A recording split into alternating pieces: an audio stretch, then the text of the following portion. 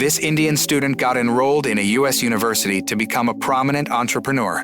He worked hard with each passing minute to realize his dreams. But things totally went against him on that night. For what happened on that night, he was trialed and wrongly sentenced for murder. But his days in jail were about to transform him absolutely. Welcome back to Paramount Recaps. I don't have many subscribers, but your single comment is a ray of hope to motivate me. Nas Khan is an Indian-American college student studying business in Queens, New York. One weekend, while all his classmates were going to a party, Nas planned to study. Out of pity, one of his classmates invited Nas to an out-of-town party, which turned out to be at the guy's ex-fiancee's place. Nas lives in a neighborhood where many of his female relatives sell goods at the market. Should you be helping the customers, Auntie? During dinner, Nas mentioned he was going to a party. His father said nothing, but his mother disapproved. Anxious about his first party, Nas rehearsed how he would behave. Last minute, his only close friend, Amir, decided not to go. Nah, man, listen, there's not gonna be other parties.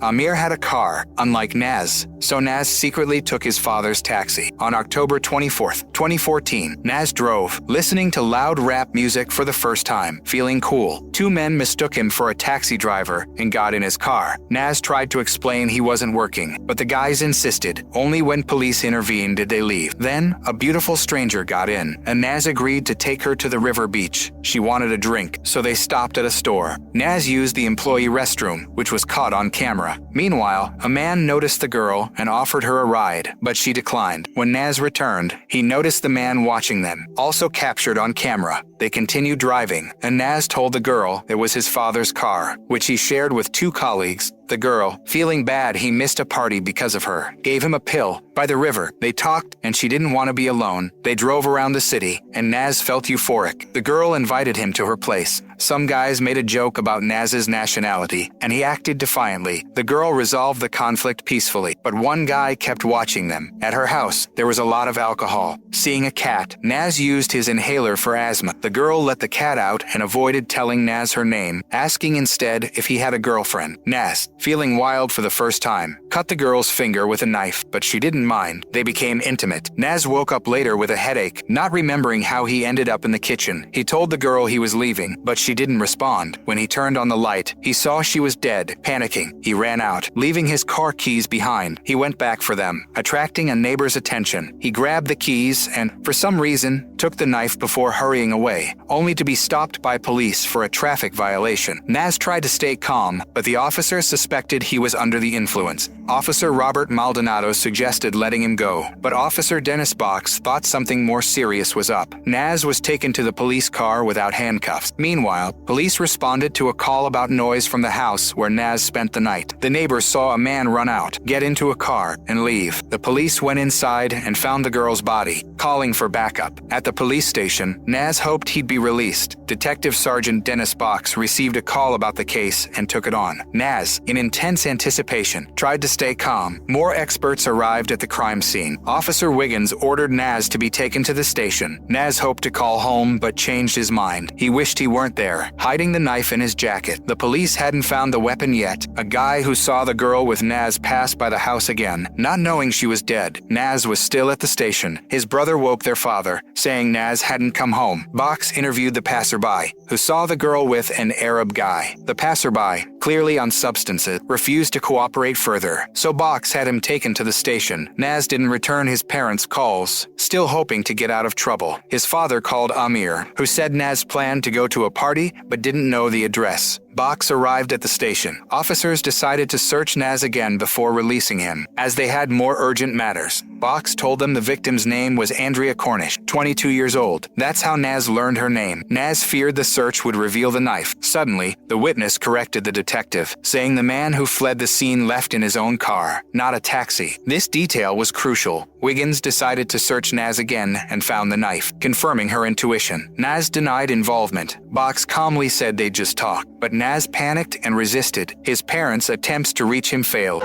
That's the dude I was talking about. That's him right there. Yeah, hey, that's him. Nas became the prime suspect. Box, very polite, questioned Nas, who said Andrea got into his father's taxi that night. Nas described their time by the river. Box asked if Andrea offended him, claiming he wanted to help. Suddenly, Nas had an asthma attack. Meanwhile, his family called hospitals looking for him. Box knew Nas had been at Andrea's house. Nas denied harming her, saying he fell asleep and woke to find her not breathing. He panicked and ran away. Box doubted him because all the evidence pointed to Nas. Key evidence included the knife and witness testimonies. Nas's DNA would be all over Andrea's house, just as her traces would be in his car. Despite the evidence, Nas continued to deny his involvement. Detective Sergeant Dennis Box advised Nasir, Nas Khan, to confess, suggesting that honesty might lead to a more lenient jury. Nas stayed silent. The detective ordered him to come along, and the police treated Nas harshly, making him change into prison clothes while Box watched closely. Witnesses were still held at the station, and forensic experts had a lot of work ahead. Nas was photographed from all angles, and DNA samples and fingerprints were taken. Dennis warned Nas against resisting, saying it would only cause more problems. Nas suddenly asked for a lawyer, but the forensic team couldn't help with that. Nas was put in a pre-trial detention cell. A man named John Stone, a lawyer, noticed Nas and became interested in his case. The forensic experts sorted through the evidence. Stone returned, stating he wanted to talk to Nas. During their conversation, Stone learned that Nas had never been in trouble with the law and was an exemplary student. Dennis Box allowed the first witness to leave. The police were working overtime, as every minute was crucial. Detective Box questioned the second witness, Trevor Williams, who identified Andrea and Nas from photographs. John Stone advised Nas not to talk to anyone without a lawyer and promised to get him out and arrange a phone call. Stone learned the details of the investigation from the duty officer and was concerned that Box was handling the case. Nas was finally allowed to call home and told his father, Salim, where he was and what he was accused of. Salim rushed outside but couldn't find his car. Nas was haunted by memories of Andrea, suspecting someone else was in the house that night. Officers Cass Wiggins and Robert Maldonado detailed Nas's arrest. With Cass feeling something was off about him, Stone met with Nas again, who wanted to tell the truth to the jury, but Stone said they needed a story more appealing than the prosecution. Salim and Safar Khan, Nas's parents, prepared to go to the police station. Dennis contacted Don Taylor, Andrea's stepfather, asking him to come urgently. Don assumed Andrea was in trouble again. Forensic experts continued working at the crime scene, noting signs of a cat, alcohol, and various substances. John Stone explained that Detective Box was a professional who could be cunning and manipulative. Nas's inhaler was found at the crime scene, and Andrea's body was transported. Box had a reporter friend, but wasn't ready to share details with the press. Stone had to interrupt his conversation with Nas for a court session. An autopsy was conducted, and Don Taylor identified Andrea from post-mortem photos. John was almost late for his next client's hearing, typically dealing with petty criminals. Salim and Safar arrived at the wrong police station and became very nervous. John Stone stood out with his eccentric behavior, caring little for others' opinion. Don Taylor listened to the police in shock, not fully understanding. As Don left, Box expressed his condolences and wanted to talk to him. Court cases had become routine for John, causing him no anxiety. Salim and Safar finally arrived at the correct station, but were denied a meeting with Nas because he was 23 years old. Don and Dennis talked in a cafe, where Don revealed that Andrea had an immoral lifestyle and many boyfriends, but didn't remember Nas. Another of John's clients was sentenced to 3 years in a correctional facility. John always ensured his clients agreed to plea deals. Salim and Safar stayed at the station, and Dennis Box allowed them to see their son. Dennis continued to be courteous, creating a false sense of security. Nas admitted being at the crime scene, fleeing, and taking the knife, but couldn't explain his actions. Dennis watched and listened to their conversation. Nas's parents were surprised he already had a lawyer. John Stone was heading to the station on the subway. Nas's parents thanked the detective for letting them talk to their son. Dennis was polite, but Nas remembered John's warning that Box was cunning. Dennis was confident in Nas's guilt, but John Stone wasn't intimidated. John explained to Nas's parents that Nas was detained for possessing a weapon, but not yet charged with the main crime. He reassured the couple and advised them to go home, then scolded Nas for speaking to anyone, including his parents, because Box was listening. Nas didn't understand how the truth could harm him, but John emphasized that the truth didn't matter now. Dennis wanted a confession from Nas despite having enough evidence. Many people disliked John for his bluntness, but he was used to it. Dennis promised to expedite the return of Nas's father's car, but Nas stayed silent, remembering John's advice. Dennis tried to turn Nas against John, suggesting that lawyers only profited from their clients and families, and that Dennis was the only one Nas could trust. To show good intentions, Dennis handed Nas his inhaler. Nas thanked him and insisted he didn't harm Andrea. Dennis sensed Nas was close to breaking, but then refused to continue the conversation. Dennis Box silently left, angry, and upgraded Nas's case to a more serious crime. The police were told that the transport vehicle was ready, and Dennis ordered Nas to prepare. On the way, lawyer John Stone reminded Nas not to talk to anyone. Nas realized that besides Stone, he had no one to rely on, as Box was determined to imprison him. Nas looked very different from the other detainees, and his family was suffering immensely. Regardless of the case's outcome, Dennis and John would return to their normal lives. Unlike Nas, he was taken to the Manhattan Detention Center with other detainees. The guards checked everyone with metal detectors and prohibited personal belongings. Nas knew he wouldn't last long. The detainees were taken to a communal cell. All night, one detainee was vomiting and complaining, leading another to hit him, telling him to shut up. Nas tried to stay unnoticed. In the morning, John got ready for work as usual. He had been divorced for a long time, but kept a good relationship with his ex-wife for their son. District Attorney Helen Weiss didn't know all the case details yet and planned to meet Dennis Box. Salim Khan's taxi was key evidence, and it looked bad for Nas. Nas and his father searched the internet for information, while Safar searched Nas's belongings, unsure of what to look for. Detective Box searched their house with a warrant, tactfully conducting the search. Forensic experts seized potential evidence. John Stone contacted Mr. Khan, saying Nas would be charged today. Dennis informed the district attorney, who found it odd that such a quiet student was involved. She wanted to wait for the exam results, but Dennis insisted it wasn't necessary. Nas and other detainees had preliminary hearings. The judge read the charges, shocking the other detainees. Nas, with his lawyer, refused to plead guilty. Prosecutor McPherson argued against bail, fearing Nas might flee to Pakistan. Despite John Stone's arguments that Nas was born in the U.S. and never left the state, the judge denied bail due to the crime's severity. Nas had to wait for the hearings in custody and was sent to Rikers Island prison. Behind its high walls, Nas's hope faded. At Rikers, Nas was asked about medications and self-harm intentions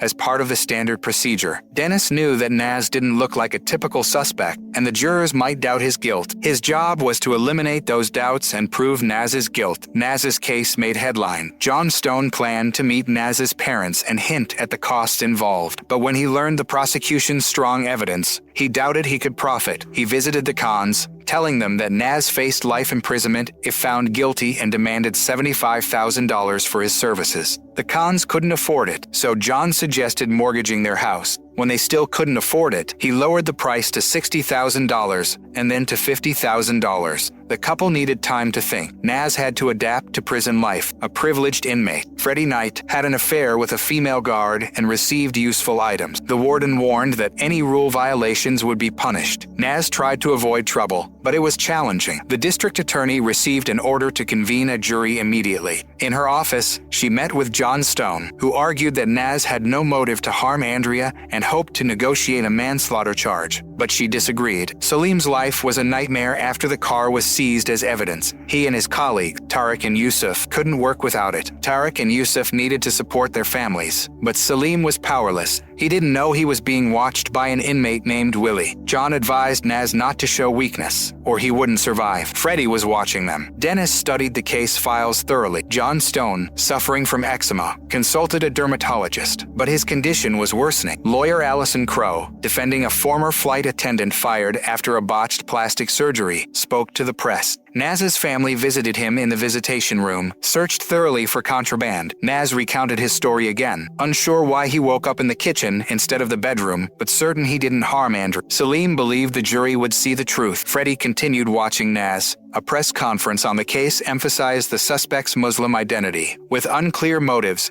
John Stone told the press that Nas was a citizen and his religion didn't matter. Allison Crow, seeing this on the news, contacted a detective she knew to get the family's address. At night, Nas was surrounded by 3 inmates who threatened him, but a guard intervened. The guard handed Nas a pair of shoes from Freddie as a sign of support. Nas was still trying to keep a low profile and avoid attracting attention. Meanwhile, Yusuf and Tariq went to the police to get back the taxi they co-owned with Salim. The officer said it wasn't possible because the car was evidence and gave them a lawyer's business card, John Stone. John was trying to manage his eczema by following his doctor's advice. He decided to visit the crime scene himself, taking photos and videos. Thanks to his police connections, no one stopped him. Andrea's cat came back, and John fed it, making it purr. In prison, Muslim inmates could perform their morning prayers. Alison Crow asked her colleague, Chandra Kapoor, who spoke Hindi, to join her in meeting the Khan family. Alison explained that John Stone was slippery and only cared about money. He often got confessions from clients because he didn't like going to court. She frankly said a hopeless case like Nas's could cost 5 times what John asked, but she was willing to help for free. John attended an eczema support group as his condition was tough to treat. Inmates with good behavior could watch TV. Freddie discreetly showed Nas a phone, but Nas declined. Stone bought cheap clothes at the market. Nas called his family and learned they had hired another lawyer because Mr. Stone was greedy and unprofessional. Nas was puzzled about why Alison Crow wanted to help for free. John visited Nas at Rikers, giving him the clothes, and was surprised to hear about the new lawyer. Nas liked Mr. Stone, but accepted the change. John left his business card, hoping for future profit. John went to Alison's office,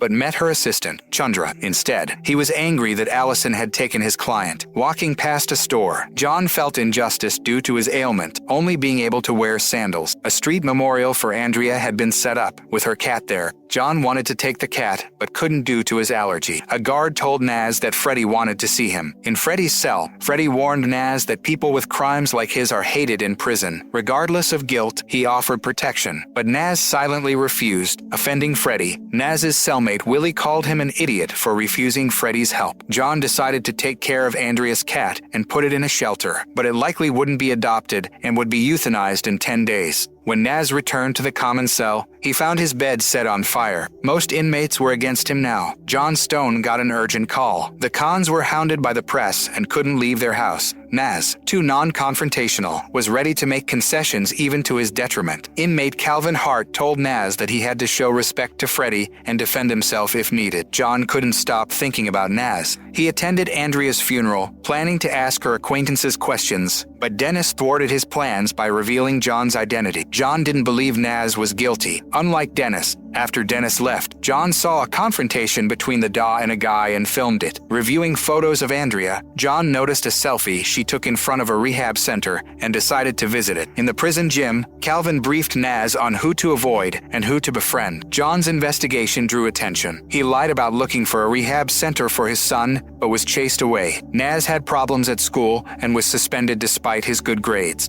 A guy from the rehab center agreed to help John, but didn't want to be tracked. So John lent him his phone to download material. Calvin explained to Nas that everything could be a weapon in prison and warned against gambling. John paid the guy for a copy of Andrea's medical record. He continued his legal practice with minor cases and crossed paths with Chandra, giving her documents from the rehab center where Andrea was treated, hoping it would help Nas's case. Freddie sent Nas new clothes through a guard. Nas was confused but took them. A hearing was scheduled, and the courthouse was swarmed by the press. Salim refused to comment. Alison met Nas, saying she could help if he completely trusted her and would be the only one speaking in court. John intended to be there too. Alison insisted on bail, arguing John Stone acted incompetently, which made everyone laugh. The judge denied bail again. Alison spoke to the press, saying the prosecution treated her client unfairly and advised the Khan family not to talk to journalists. An inmate injured Nas's hand, so he made a makeshift bandage and told the guard he wanted to talk to Freddie. Freddie had given Nas green prison clothes because the most violent criminals usually wore orange. At first, the court appeared biased against Nas, but now he is curious why Freddie chose him. Freddie, educated like Nas, sees him as smart and worth helping survive prison, but Nas must ask for his assistance. Calvin shared his story with Nas, revealing that years ago, he tried to avenge his niece's abduction by her fiancé, but mistakenly shot the wrong person, letting the real criminal go unpunished. Allison and Helen are overwhelmed with work and see Nas's case as just another one. John's skin condition is worsening, and he is losing hope. The doctor prescribed new medication. Nas is working out in the prison gym and witnessed Freddie in a violent fight. Allison Crowe met with Helen Weiss, who offered a 15-year sentence if Nas pled guilty to manslaughter. Crowe said she'd try to persuade him. John was warned about the medication's side effects, but had no other option. Allison bluntly told Nas the evidence was against him and advised taking the prosecution's deal to avoid a life sentence. Nas, emotional, asked for time to decide. Later, Freddie left him a book, a sign to accept Freddie's protection. Salim, on the phone with a lawyer, learned his son might plead guilty, devastating him and his wife. Dennis was frustrated with the trial delays. John heard about the deal offered to Nas while at a bar. Calvin advised Nas not to take the deal, reminding him of his own failed quest for justice. Nas refused the deal, upsetting Allison, who then assigned Chandra to persuade him. Chandra insisted the deal was Nas's best option, but he maintained his innocence. At the next hearing, John whispered to Nas to accept the deal, but Nas swore to tell the truth. He testified that Andrea gave him substances, they went to her place, and he woke to find her dead, remembering nothing else. He refused to plead guilty, angering his lawyer. Allison informed Nas's parents that Chandra would now be his primary lawyer since their firm could no longer offer free services. That evening, John hesitated to adopt a cat from the shelter. Nas told Calvin he didn't plead guilty because he was innocent. Calvin, who despised those who hurt women, poured acid on Nas's hand in revenge. Bandaged in the medical block, Nas refused to identify his attacker. Later, he sought Freddie's help. Following medical advice, John started using an ultraviolet lamp. He gave a legal lecture at his son's school, explaining a lawyer's duty to defend everyone, even criminals. Only his son somewhat understood the judicial system. With Freddie's protection, Nas gained privileges. John met with Chandra, who said Allison refused the case, and she was seeking help elsewhere. John agreed to help for $50,000, but settled for $30,000. Helen discussed the case with colleagues, puzzled why Nas didn't take the deal. Could he be innocent? Chandra and John worked to prove Andrea gave Nas the substances. Dennis Box, nearing retirement, made this case his last. Calvin and Yusuf intended to sue Nas for stealing the car, though Salim didn't support them. Nas continued working out and got back at Calvin in the shower. With Freddie's encouragement, John paid the shelter to postpone the cat's euthanasia. Dennis reviewed the case again, matching Nas's and Andrea's timeline, except for what happened at her house. Despite his allergy, John brought the cat home. Nas was haunted by memories of the river beach. Freddie knew Nas had secrets. Trevor was questioned about being near Andrea's house, denied wrongdoing, and didn't want police involvement. Helen had more witnesses to question. Nas shaved his head, becoming part of Freddie's group, feeling safer. John's health worsened due to medication side effects. Dennis wanted to uncover the truth, feeling the case was complex. John found a guy Andrea called the day before the incident, who admitted Andrea bought substances from him but refused to testify. John and Chandra revisited the crime scene for more photos. Chandra was surprised John took Andrea's cat. Surveillance footage showed Nas initially refusing two men before agreeing to give Andrea a ride, raising questions about his intentions. Under Freddie's guidance, Nas trained in boxing. Helen asked the pathologist about the cut on Nas's palm, who believed it happened when his hand slipped off a knife handle. Nas isn't scared to act tough anymore. Other inmates steer clear of him, knowing he's under Freddie's protection, and Nas isn't shy about using this to his advantage. The meds John Stone's taking have seriously messed up his quality of life. Freddie got Nas a prison job, but it came with strings attached, pulling Nas into some shady business. He hates it, but has no choice. John bought a bunch of toys for his new pet, and even though he's allergic, he can't give up the cat. One evening, John hit a bar and ran into an old client involved in illegal activities. He wanted to have fun, but the girl chose a richer client. The prosecutor and defense attorneys are piecing together their cases, trying to sway the jury. Nas is mentally preparing for a task Freddie assigned him. Later, he met with his attorneys. Test results showed ketamine in Nas's system, but not in Andrea's, ruining Nas's story about blacking out. John thinks Nas has been lying from the start. Nas barely listened, watching Petey get a package from his mom and discreetly pass it to him. John was furious. Nas mentioned seeing two guys that night, not one, which caught John's interest. He realized Nas was involved in illegal prison activities and warned him that getting caught would mean never getting out. Nas had to swallow 4 packets to smuggle them into Rikers. Freddie and his men were waiting for them to pass naturally. Chandra and John reviewed Trevor's interrogation video, where Trevor claimed he was alone that night. John found Trevor and accused him of lying. Trevor initially refused to talk, but eventually revealed the other guy was Dwayne Reed. Trevor was scared to say more and didn't want to testify in court, but had no choice. John called Chandra, Having learned Dwayne had a criminal record and fit the profile of a suspect, John tracked down Dwayne, pretending to be Trevor's lawyer. Dwayne ran, and John chased him into a dark alley but lost him. At home, John fussed over his pet, wearing a respirator because of his allergy. The news reported that Nas's high-profile case sparked national discord. Freddie gave Nas a phone as a reward, so he could call his family anytime. Nas knew things were tough for them, though they never complained. Sapphire went to the employment center, hoping for a job after being fired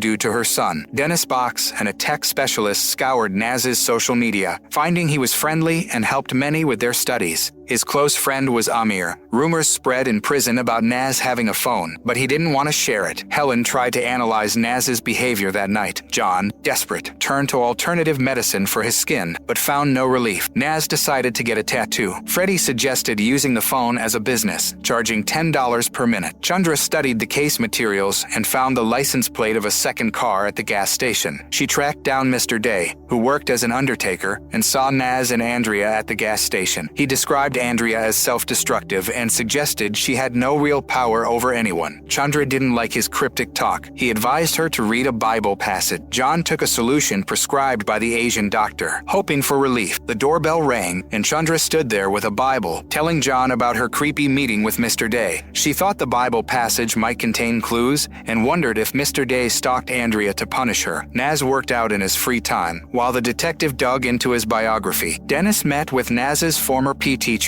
who revealed Nas was suspended in 5th grade for pushing a boy down the stairs. John and Chandra drank at a bar, and Chandra revealed she broke up with her boyfriend. John tried to comfort her, mentioning his own divorce. Chandra just wanted to get drunk. That evening, John left a voicemail for his son, Gooden, suggesting they spend time together. As he missed him, the jury trial loomed, making everyone anxious. Dennis told John about the school incident, surprising Chandra. Nas explained he pushed his classmate in response to an insult after the Twin Towers incident, not without reason. Chandra said she believed him, or at least tried to. Tomorrow was a big day for Nas. The court hearing was scheduled, and tensions were high. Sapphire got a job as a cleaner. Chandra rehearsed her opening speech all night. John called her, advising her to keep it short and clear. Dennis drank at a bar, also on edge. John played with his cat through the door. Chandra was distracted by the doorbell. It was Salim Khan, now working in delivery. Chandra felt awkward and went to get money, but Salim was already gone. Freddie got Nas a suit for court, but Nas refused, preferring clothes from his mom. For the first time in years, John experienced remission from his illness. Alternative medicine seemed to work. He could finally wear shoes and share the good news with Chandra, but she was too focused on her speech. Nas received clothes and shoes. John told Nas his shirt was awful and suggested they switch, saying a defendant should wear a light-colored shirt. The judge opened the court session. The district attorney urged justice for Andrea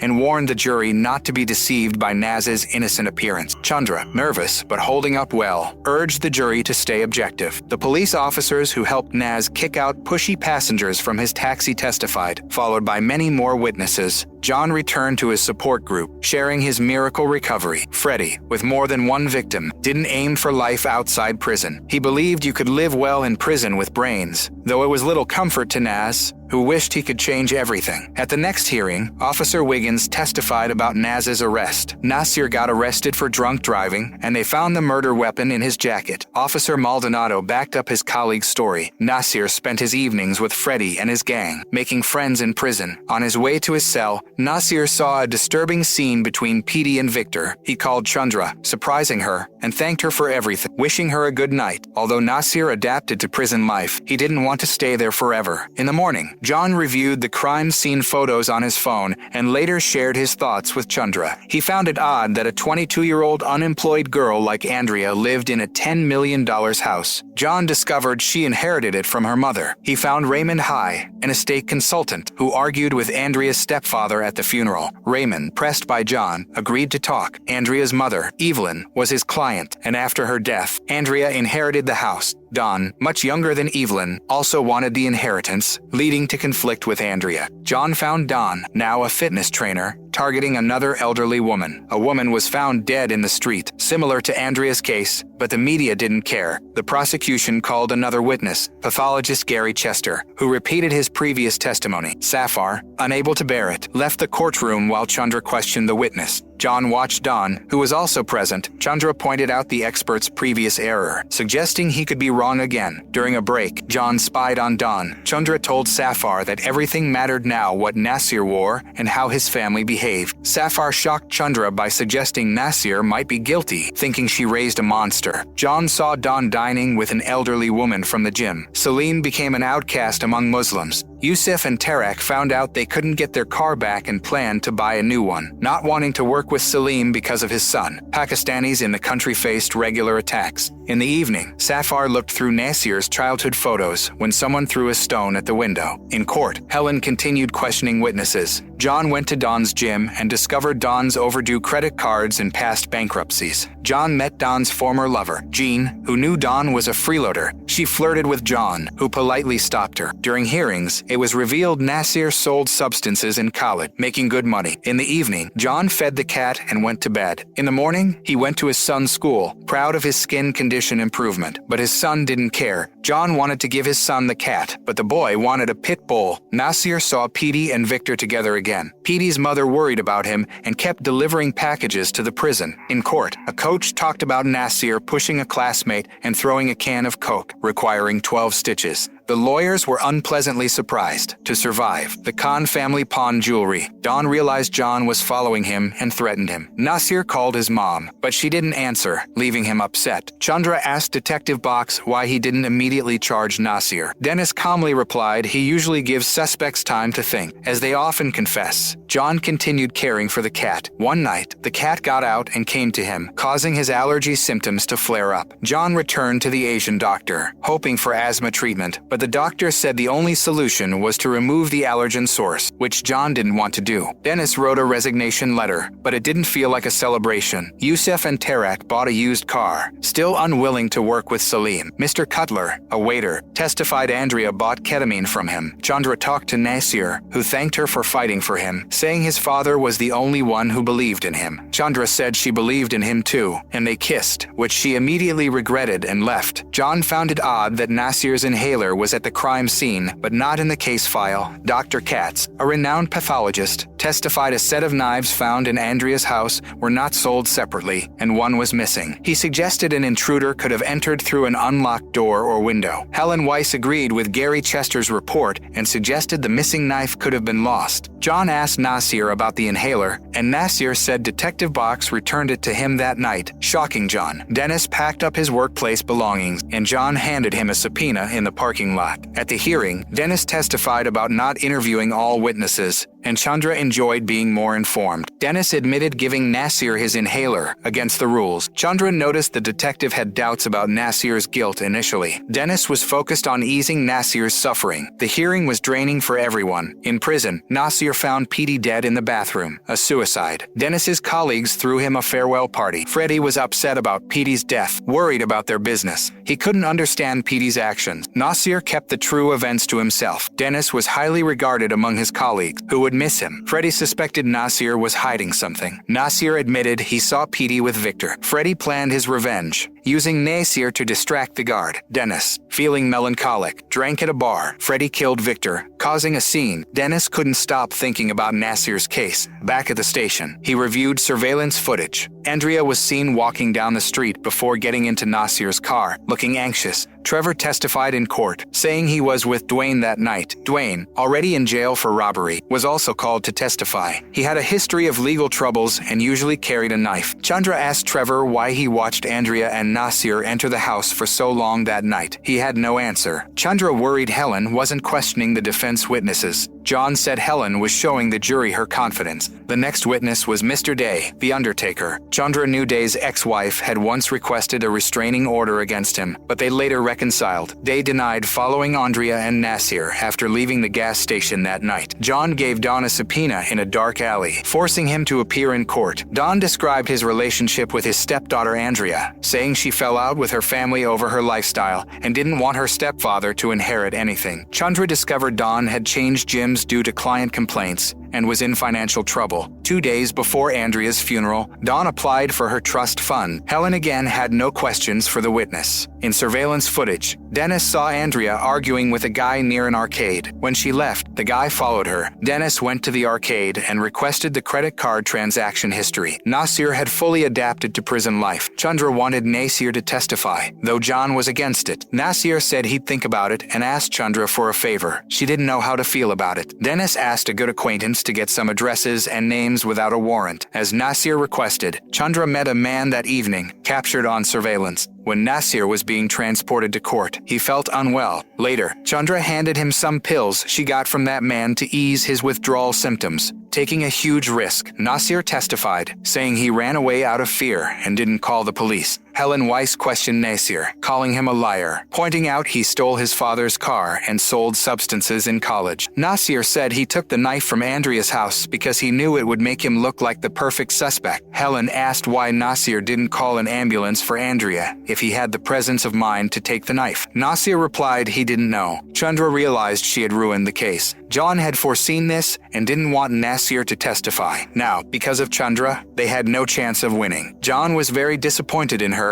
and returned his cat to the shelter. The next hearing was after the weekend. On Monday, John vacuumed his apartment to get rid of cat hair. Nasir got new tattoos. John threw away all the cat toys. Dennis couldn't sleep and reviewed all the materials again. In Andrea's call logs, there was one name, Raymond High. Dennis recalled a nightclub shooting victim and thought the police might have missed a suspect. Dennis tried playing golf to distract himself, but it started to rain. He went back to the arcade and talked to Raymond, a financial advisor. Raymond didn't recognize Dennis at first. Dennis pressured him, knowing Raymond was involved in illegal activities and had financial problems due to gambling. The day before Andrea's death, Raymond withdrew money from her account. Dennis knew Raymond didn't spend that night at home and had a motive. Unlike Nasir met Terry, an inmate who couldn't defend himself, and offered him protection. Freddie and Nasir looked for someone to smuggle goods into Rikers in place of Petey. Terry's marital status worked in their favor. Dennis presented new evidence to Helen, but she believed there was more against Nasir than Raymond. John found an envelope with a video under his apartment door showing Chandra and Nasir kissing. John offered to show the video to the prosecutor's office, hoping for a trial annulment. This would mean the end of Chandra's career, but could save Nasir. John advised Nasir to take the chance. Nasir agreed, and John submitted the video. Chandra was accused of incompetence, but the prosecution refused to annul the trial and appointed John as lead attorney. John was unhappy with this outcome and suspected Dennis had planted the video, but Dennis denied it. Allison Crow told Chandra this would be her last case, as she didn't need incompetent staff. John spent the night drafting the closing speech. The prosecutor summarized, saying all evidence pointed to Nasir. Dennis left the courtroom. Andrea received 22 blows and deserved justice. John practiced his speech nervously, as this was the most serious case of his life. His stress worsened his allergy, and he ended up in the hospital. John told the jury there was no direct evidence Nasir killed Andrea, and that the police didn't consider her stepfather, who had a motive. Dennis was in court to see the outcome. Nasir thanked John after his speech. The verdict was the hardest part, and everyone was nervous. The jury was deadlocked. 6 found Nasir guilty, 6 not guilty. The prosecution decided not to continue, freeing Nasir. In prison, Nasir packed his things and wanted to say goodbye to Freddie, but couldn't find him. He got his belongings and a book from Freddie as a farewell gift. At the prison gates, his father Salim met him, always believing in his innocence. Helen considered Raymond a potential suspect, and Dennis agreed to help her. Nasir returned home, feeling that the bad times were over. Safar no longer thought her son was guilty, but he didn't believe her. That night, he met with John. Nasir noticed people staring at him, and when Amir walked into a cafe, they looked at each other, but didn't speak. John advised Nasir to ignore other people's opinions. Nasir sincerely thanked the lawyer. John was used to people looking at him with disgust because of his illness and ignored their opinions. In the evening, John returned to his apartment. Nasir went to the river beach where he used to meet Andrea, reflecting on how she turned his life upside down and didn't deserve to die. That night, John got a call from a former client in trouble again. John felt unwanted, like the abandoned animals at the shelter. He decided to adopt the cat from the shelter again, this time for good.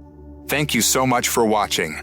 If you enjoyed this video, please give it a thumbs up. It really helps the channel out. If you're new here, don't forget to hit that subscribe button and ring the notification bell so you never miss an update. We'd love to hear your thoughts, so drop a comment below with your suggestions for future videos, any questions you have, or just to say hi.